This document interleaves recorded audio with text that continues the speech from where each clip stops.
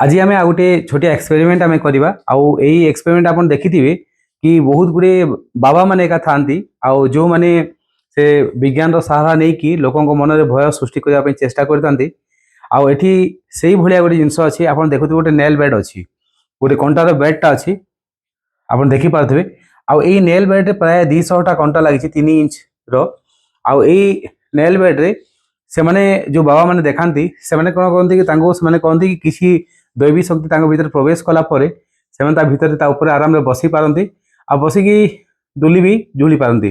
तो से भाई आम पाखे जड़े साधन कर्मी अच्छा आम खोज टीम से मेम्बर आवेका बसवे आ बसिकी देखिए कि पीछे एक्चुअली विज्ञान अच्छी ना चमत्कार अच्छी। तो ये देखो कंटा जब गड़ी दायी नुहति देखो यहाँ आप घरे कहीं अटेम्प्ट करेंगे ना।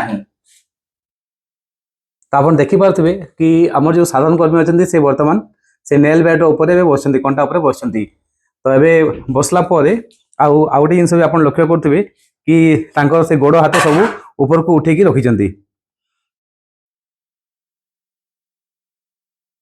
तो आप देखिपे तो एक्चुअली यह पछरे जो वैज्ञानिक कारणटा अच्छी तो से कारणटा आम जाना पूर्व आउ गोटे जिन आम देखा चाहूँ कि आम पाखे आउ गोटे देखो आप गोटे बेलूनटा अच्छी। तो आम जब देखा आम मास वस्तुत्व आम देखा जी बसते साधारण कर्मी ओजन वस्तुत्व हुए तो 60 केजी थी। तो 60 केजी वस्तुत्वर से बसिले तथापि किसी है से भाया गोटे आम पाखे बेलूनटा अच्छी बेलून भितर एयर भर्ती होगी अच्छी ताकू रखिकी आम जब प्रेस करछे देखो से बड़ प्रयोग कर देवाई चेष्टा भी कर तथापि सेटा फाटुनी।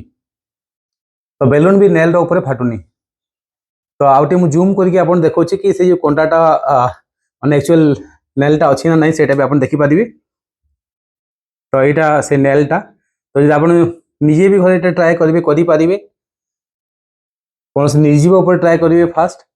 तो ये न फाटिया पचर आम कारणटा आम देखा जो आम साधारण कर्मी उपर बसते कहीं पछरे किसी आघात लगिलानी कारण जदि आम देखा आम क्लास 9 बही गुड़ाक पढ़ी थे कि से लिखाई गोटे चाप विषय। तो आम जो बल प्रयोग करछे से बलटा कौन हो ना से जो कंटा अच्छी जिते सरफेस एरिया रहा जिते कंटा उपर एका संगे से टच है से बलटा से एरिया इक्वाली डिवाइड हो जाऊँगी जो कि सेटा फाटी पारुनी। जदि आम कहवा कि गोटे कंटा कि 2टा कंटा पर बसापी तो निश्चित भाव यहीटा आघात लगे पेन हे।